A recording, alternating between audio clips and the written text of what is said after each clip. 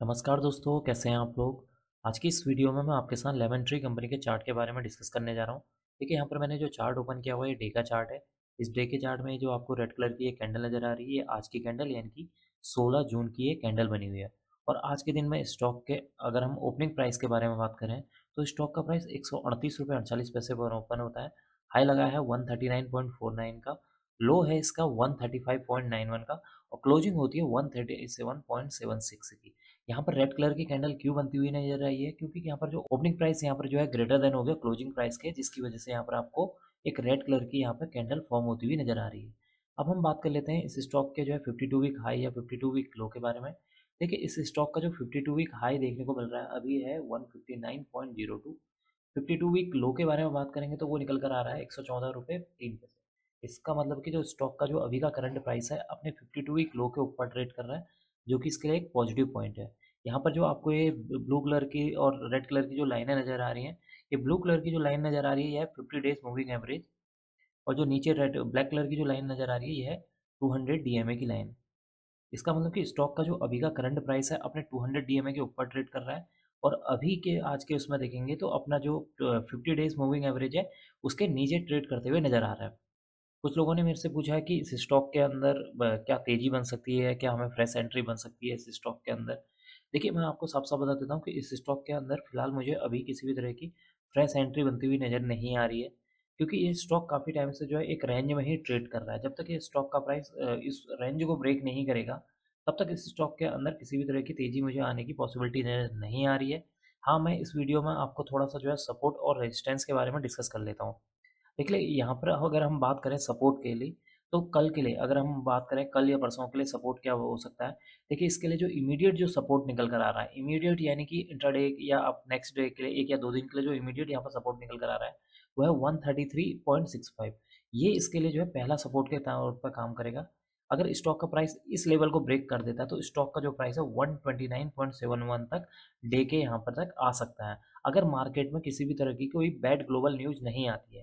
देखिए, जब कभी भी कोई बड़ी जो है बैड ग्लोबल न्यूज़ आती है, तो उस स्टॉक के अंदर पर्टिकुलरली एक स्टॉक हैम्पर नहीं होगा, कई सारे स्टॉक्स जो है हैम्पर होते हैं उस ग्लोबल बैड न्यूज़ की वजह से।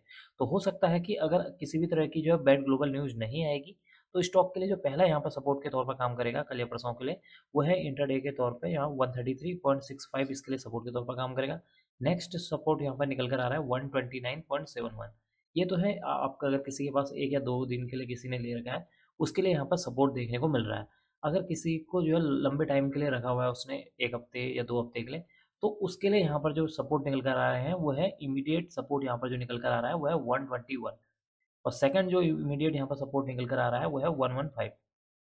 तो स्टॉक का जो प्राइस है जब तक जो है 121 को ब्रेक नहीं करता है या 115 को ब्रेक नहीं करता है, तब तक इस स्टॉक के अंदर किसी भी तरह की यहाँ पर जो है घबराने वाली बात मुझे नज़र नहीं आ रही है। इमीडिएट के लिए मैंने बता दिया कि अगर किसी ने 1 या 2 दिन के हिसाब से ले रखा है, तो उसके लिए जो इमीडिएट यहाँ पर सपोर्ट का तौर पर काम करेगा 133.65, और सेकंड है यहाँ पर 129.71। लेकिन अगर किसी ने 1 या 2 हफ्ते या 3 हफ्ते के हिसाब से ले रखा है, तो उसके लिए जो इमीडिएट यहाँ पर सपोर्ट निकल कर आ रहा है, वो है 121.12, और सेकंड यहाँ पर सपोर्ट निकल कर आ रहा है 115.94। तो ये तो है 2 सपोर्ट। अब हम बात कर लेते हैं ऊपर की ओर को रेजिस्टेंस कहाँ पे देखने को मिल सकता है। देखिए, जब तक स्टॉक का प्राइस अपने इस लेवल को यानी कि ये 152.94 को ब्रेक नहीं करेगा, तब तक इस स्टॉक के अंदर मुझे किसी भी तरह की कोई बड़ी तेज़ी आने की पॉसिबिलिटी नज़र नहीं आ रही। हो सकता है कि कल के दिन में स्टॉक का प्राइस अपना ये जो हाई है इसका 139.49 को ब्रेक करके 145 तक चले जाए, 145 तक चले जाए। लेकिन जब तक स्टॉक का प्राइस अपने इस 152.94 को ब्रेक नहीं करेगा, तब तक इस स्टॉक के अंदर किसी भी तरह की मुझे कोई भी बड़ी तेज़ी आने की पॉसिबिलिटी नज़र नहीं आ रही। एक बार मैं आपको इस चार्ट को ज़ूम करके दिखा देता हूँ, जिससे आप समझ जाएँगे कि ये स्टॉक काफ़ी टाइम से एक रेंज में ही ट्रेड कर रहा है। तो यहाँ पर आप देखिए स्टॉक जो है यहाँ से कंटिन्यू देखिए एक अपसाइड, फिर उसके बाद डाउन साइड, फिर अपसाइड की ओर को बढ़ रहा है। तो जब तक स्टॉक का प्राइस इस रेंज को प्रॉपर तरीके से ऊपर की ओर को जब तक ये जो रेंज है, इस रेंज को ब्रेक नहीं करेगा, ये 152.94 को ब्रेक नहीं करेगा, तब तक इस स्टॉक के अंदर किसी भी तरह की बड़ी तेज़ी आने की पॉसिबिलिटी नज़र नहीं आ रही है। हाँ, जैसे ही स्टॉक का प्राइस अपने 152.94 को ब्रेक करता है और एटलीस्ट 2 से 3 दिन इसके ऊपर जो है ग्रीन कैंडल बनती हुई नज़र आएँगी, तब इस स्टॉक के अंदर वापस वो एक अच्छी खासी तेज़ी बन सकती है और स्टॉक का जो प्राइस है अराउंड 170 तक, मिनिमम जो है 170 तक जा सकता है। ये तब होगा जब स्टॉक का प्राइस 152.94 को ब्रेक करेगा और एटलीस्ट 2 से 3 यहाँ पर जो है बड़ी-सी जो है कोई ग्रीन कैंडल बनती हुई नज़र आएँगी, तभी ये स्टॉक का प्राइस 170 तक जा सकता है। ये मिनिमम टारगेट है, 170 तक स्टॉक का प्राइस जा सकता है। एक बार मैं आपको इस चार्ट को जो है मंथली चार्ट में दिखा देता हूँ, जिससे आपको और आसानी से समझ में आ जाएगा कि मैं क्यों बोल रहा हूँ कि ये रेंज में ट्रेड कर रहा है। ये है, एक सेकंड, यहाँ पर मैंने जो है ओपन कर लिया मंथली चार्ट। तो यहाँ पर ये मंथली चार्ट मैंने ओपन कर रखा है। तो आप ये देखिए, ये स्टॉक का जो प्राइस है काफ़ी टाइम से जो है एक रेंज में ही यहाँ पर ट्रेड करने में लगा हुआ है। तो जैसे ही ये स्टॉक का प्राइस, जब तक ये जो 152.94 को जब ब्रेक करेगा और 2 से 3 दिन इसके ऊपर सस्टेन करेगा, तब वापस इस स्टॉक के अंदर एक अच्छी खासी तेज़ी आ सकती है।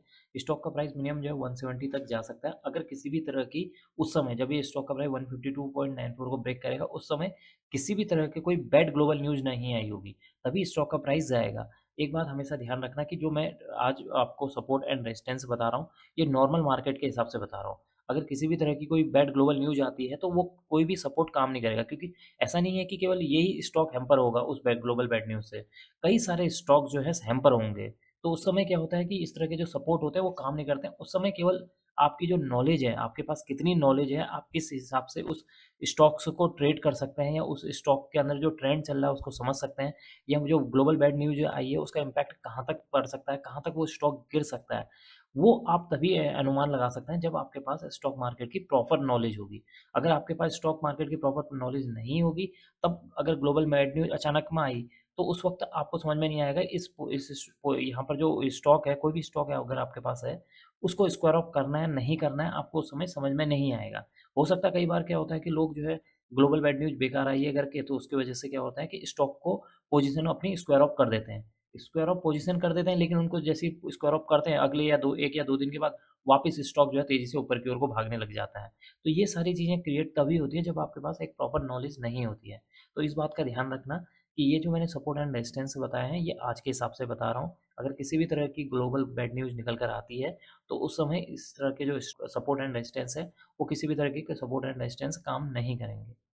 अब मैं इस वीडियो को यहीं पर एंड करूँगा। उम्मीद करता हूँ कि आपको यह वीडियो पसंद आई होगी। अगर आपको यह वीडियो पसंद आई तो please like, share and subscribe करना ना भूलें। Thank you.